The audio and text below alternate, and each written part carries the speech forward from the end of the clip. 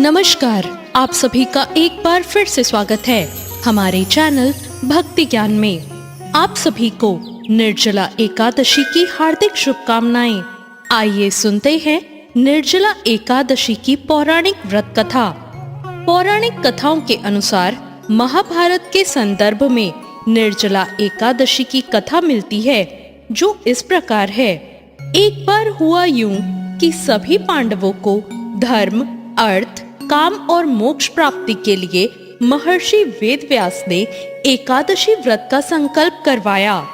अब माता कुंती और द्रौपदी सहित सभी एकादशी का व्रत रखने लगे, लेकिन भीम खाना खाने के मामले में काफी प्रसिद्ध थे और उन्हें बहुत भूख लगा करती थी। उन्हें भूख बर्दाश्त से बाहर होती थी, इसलिए उनके लिए महीने में 2 दिन उपवास रखना बहुत कठिन था।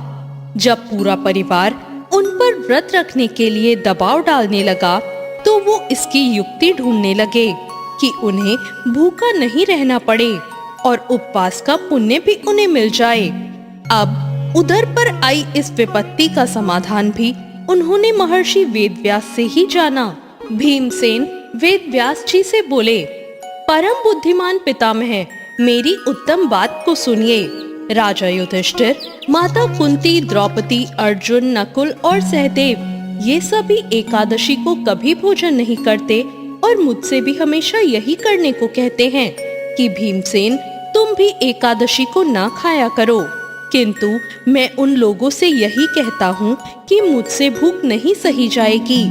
भीमसेन की बात सुनकर व्यास जी ने कहा, यदि तुम्हें स्वर्ग लोक की प्राप्ति अभिष्ट है और नरक को तुम दूषित समझते हो, तो दोनों पक्षों की एकादशियों को भोजन मत किया करो। भीमसेन बोले, महाबुद्धिमान पितामह, मैं आपके सामने सच्ची बात कहता हूँ।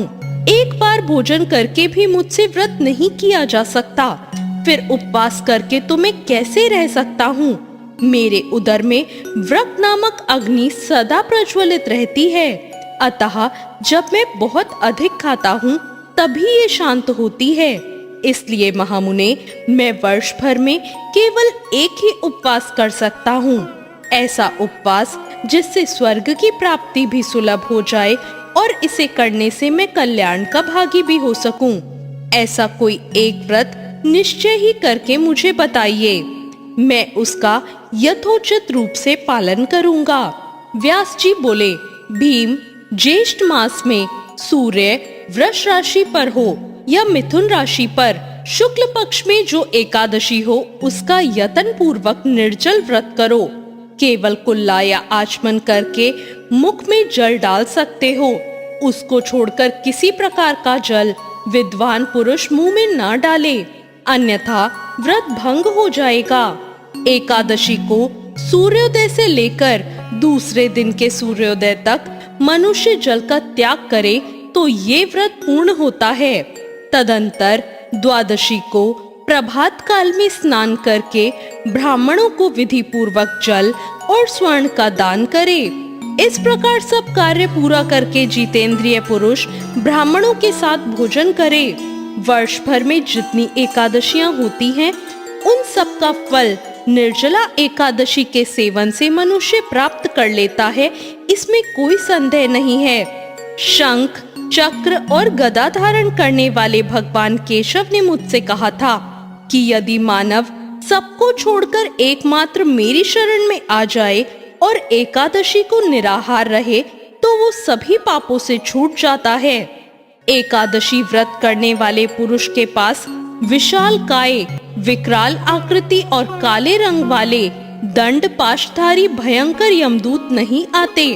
अंतकाल में पीतांबरधारी सौम्य स्वभाव वाले, हाथ में सुदर्शन चक्र धारण करने वाले और मन के समान वेगशाली विष्णुदूत आखिर इस वैष्णव पुरुष को भगवान विष्णु के धाम ले जाते हैं। अतः निर्जला एकादशी को पूर्ण यत्न करके उपवास और श्रीहरि का पूजन करो। स्त्री हो या पुरुष, यदि उसने मेरु पर्वत के बराबर भी महान पाप किया हो, वो सब इस एकादशी के प्रभाव से भस्म हो जाते हैं। जो मनुष्य उस दिन जल के नियम का पालन करता है वो पुण्य का भागी होता है। उसे एक एक पहर में कोटि कोटि स्वर्ण मुद्रा दान करने का फल प्राप्त होता है। मनुष्य निर्जला एकादशी के दिन स्नान, दान, जप, होम आदि जो कुछ भी करता है वो सब अक्षय हो जाता है। ये भगवान श्री कृष्ण का कथन है। निर्जला एकादशी को विधि पूर्वक उत्तम रीति से उपवास करके मानव वैष्णव पद को प्राप्त कर लेता है। जो मनुष्य एकादशी के दिन अन्न खाता है वो पाप का भोजन करता है। इस लोक में वो चांडाल के समान है और मरने पर उसको दुर्गति प्राप्त होती है।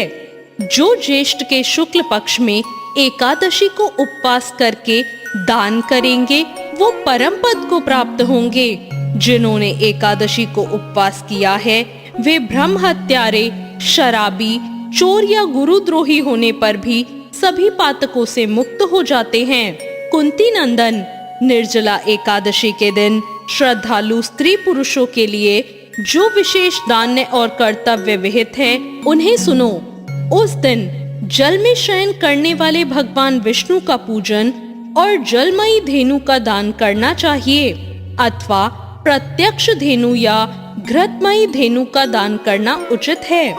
पर्याप्त दक्षिणा और भांति भांति के मिष्ठानों द्वारा यत्न पूर्वक ब्राह्मणों को संतुष्ट करना चाहिए। ऐसा करने से ब्राह्मण अवश्य संतुष्ट होते हैं और उनके संतुष्ट होने पर श्री हरि मोक्ष प्रदान करते हैं। जिन्होंने शम, दम और दान में प्रवृत्त हो श्री हरि की पूजा और रात्रि में जागरण करते हुए इस निर्जला एकादशी का व्रत किया है, उन्होंने अपने साथ ही बीती हुई 100 पीढ़ियों और आने वाली 100 पीढ़ियों को भगवान वासुदेव के परम धाम में पहुंचा दिया है। निर्जला एकादशी के दिन अन्न, वस्त्र, गौ, जल, शय्या, सुंदर आसन, कमंडलू तथा छाता दान करना चाहिए। जो श्रेष्ठ तथा सुपात्र ब्राह्मणों को जूता दान करता है वो सोने के विमान पर बैठकर स्वर्ग लोक में प्रतिष्ठित होता है। जो इस एकादशी की महिमा को भक्ति पूर्वक सुनता या उसका वर्णन करता है वो भी स्वर्गलोक में जाता है। चतुर्दशी युक्त अमावस्या को सूर्य ग्रहण के समय श्राद्ध करके मनुष्य जिस फल को प्राप्त करता है वही फल इसके श्रवण से भी प्राप्त होता है।